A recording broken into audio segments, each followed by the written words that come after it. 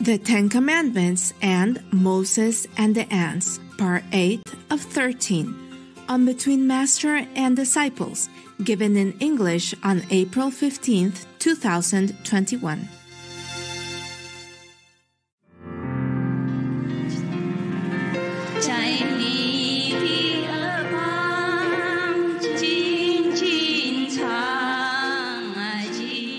Yeah, anymore? Cannot think of anything? Too busy listening? Huh?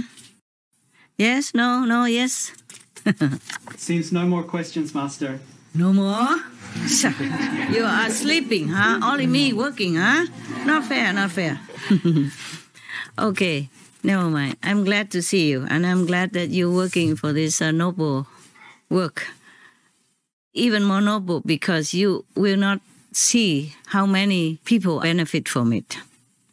You probably understand that it will benefit the world, but you have not yourself seen it. And sometimes you hear it from hotline or other disciples told you, but you yourself don't know how much benefit your work is giving the world. So even then, you just have faith and do it, and believe in that. And that is very, very unconditional, very selfless. Because most people, when they do something, they want the satisfaction of knowing the result. You see what I'm saying? Yes. So they feel successful, feel happy. We don't even have this. We don't even have this luxury. But now and then we heard it from the hotline or from other disciples. Or at least you have faith. And that's very good of you. Okay? I want to thank you, all of you. And the people outside. Thank you, Master. Yes. Bravo. Thank you. Yes, I'm glad that your faith is so strong. And your selfless heart is also very strong. So that even though you don't see the result, you don't have the luxury of experiencing the outcome of your noble work, but you still continue doing it, believing that goodness will bring goodness, and your work, because of goodness, it will bring goodness to the world. To be able to believe that, you must have a very good heart, a very noble intention inside you, even though you might be too humble to recognize that. And it's okay too. It's okay too. Because if we know too much, who knows, maybe our ego will pop up. Then it might be making trouble for our daily concentration in our work. Okay? Yes, Master. But believe me, your work is very powerful. You are helping the whole world. And not just the world, but the heavens, lower heavens, and the hell as well. And all the animals are thanking you. And the hell people are thanking you. Heavens are thanking you. Even though not all of you might see it. But it's all right. We don't have to be happy. We don't have to know the result of our work. But we understand that it is good because we are doing good. Right? Yes. Our work must bear some goodness, must bear some good fruit. Because it's good work that we're doing, the best work that we're doing. Even if we don't see, we don't hear, we know, we believe that it's good. Our work brings goodness to the world. And if you do believe it, it brings good to heaven as well, and to hell. And of course to the animals, obviously. More and more people become vegan because of Supreme Master Television. Of course, it's because of many other saints and sages and good people who are working outside there, okay? Outside of our circle. Like the vegan people, the vegan promoter people, the animal rescue people, the government who approve vegan or approve the end of animal cruelty, etc., etc. All of them are also working very hard and helping the planet. So it cannot be bad. It can only be good and better and better. Okay? Yeah. Yes. And for your unshaken faith, I congratulate you. And I'm very proud of you. And thank you, of course. Thank you. Thank you, Master. Thank you for being our inspiration, Master. You inspire us every day. For sure, I'm superwoman.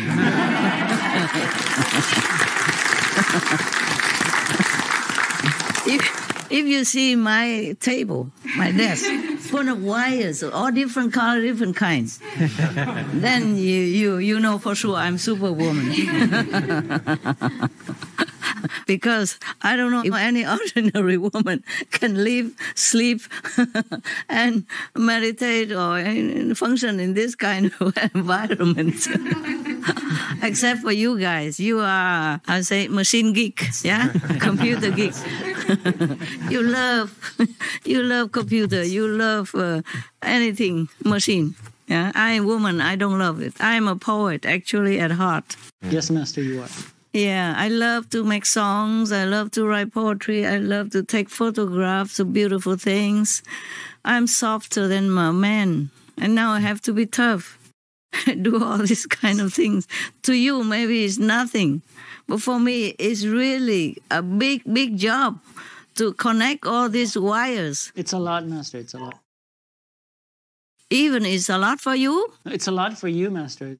It is for me. Too much. I confess. I'm not saying I'm that tough. That this is a piece of cake. No, it's not. I can't believe I did all this, connecting this and that and others together and making it function. Yeah, I could even talk to you.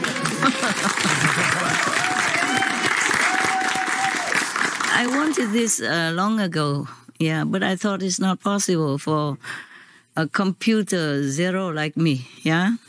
Because although a superwoman like me, I don't know if tomorrow or next day we will have a chance to talk to each other. Okay, huh? Yes. Who knows? We take one day at a time. Whenever we can, we count it as a very, very miraculous blessing. Yeah? Okay? Yes. Yeah. All right.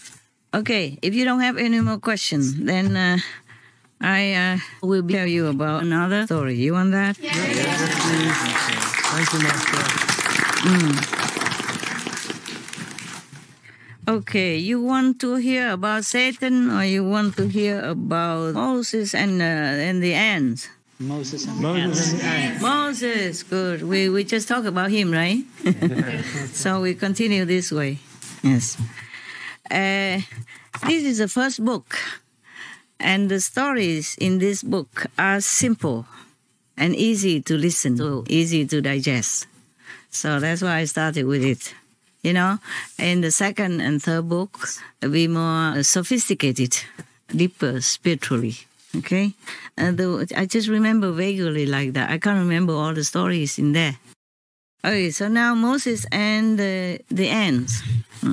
Originally, I didn't choose it. I didn't choose this one. I thought it's too short and it's not much. But by the way, I saw it today.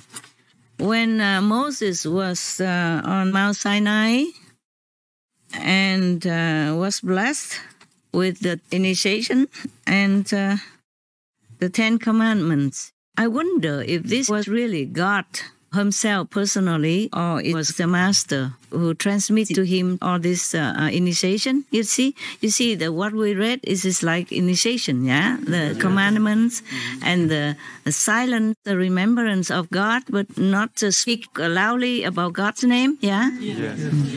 Or in any occasion at random, it is forbidden. So it's like maybe there was a saintly master who gave him this initiation on the Mount Sinai.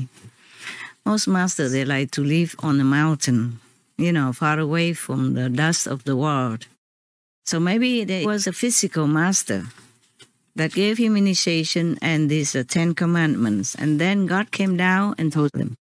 Concerning the bush with the fire, maybe the master sat under the tree, surrounded by the cooling bushes, yeah, and trees and plants. And the fire is the light from the master that emits from his being or her being. You understand now? Yes, Master. And then normally, like in India, the people look upon the master as God personified. Just like many of your brother and sister also address me thus. Remember? Yeah? Because they think the master represents God, and sometimes they call him or her God-man, or God-woman, yes, or Holy Mother from God, something like that. So I guess that Moses was on the Mount Sinai having the master's initiation, yeah? And of course he could see God through the initiation, through the light and the sound of God, of the music and light of heavens. So now he was there on Mount Sinai, and then God gave him the 10 commandments. Afterward, Moses told Israel's descendants about God's 10 commandments. But they did not keep it. They did not believe Moses has seen God and the 10 commandments. And so they became idolatrous also, yes. They made not even just a statue of any past saint even, or any heaven or angels even. They made the statues of golden calf? Yes. Okay, yeah. And they worship that. Because one of Moses' brother or relative, family member, told them that I have a golden calf. You should believe in it. It's easier. What for you believe Moses when he said about God you don't even see? I have the golden calf you can see. So you should worship the calf. So everybody listened to that person. Who was that? Was Moses' brother or cousin or I forgot. Anyway, you can see wherever there is a positive pole, there's a negative that spring up, yeah? Just like in Jesus' life or Buddha's life.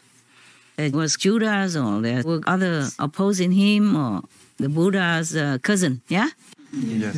Okay, now they even worshipped the golden calf instead of God. So God punished them with a big plague. And 30,000 people died from that pandemic. 30,000 is a lot for that time, yeah? Because there was only a small group of people who follow Moses out of Egypt. Remember? Yes. They were in Egypt and they were slaves working for the Pharaoh of Egypt at that time to build this and that and others, and they were treated like slaves. Yeah, they were even forbidden to openly worship God in their own religion. They went out of Egypt, and it's not like a big group. So 30,000 people died from the pandemic. That is a very big number for them. You understand? You can imagine, right? Okay. Yes. It's not just that they worshipped the golden calf. They also sinned against the 10 commandments. You see, because God said don't kill, don't steal and all that. But they probably did all that because they ate meat. And instead of eating the vegan diet that God has told Moses to do, that is sinning more together with the worshipping of the, the statue of the calf. That is the sinning. Very, very sinful. The eating of the meat. That's why in the Bible it says meat for the belly and belly for the meat, and God shall destroy both meat and them. Just like one time they asked God to give them, they say, you gave our ancestor manna, cannot you give meat as well? So God rained down meat for them to eat, and God destroyed them all. You see that? Yes, Master. Yes, Master. So it's a precept, it's a commandment that they also sin against God's will, against God's rules. Not just the worshipping of the calf only, because they went the wrong way. They don't worship God, they don't keep God's commandments, they just worship the calf, and then they think the calf will help them, bless them, so they could do anything they wanted. And they sinned further down, eating meat and killing and all that. That's why God punished them by the plague, by the pandemic. 无上师是你应了觉，我们是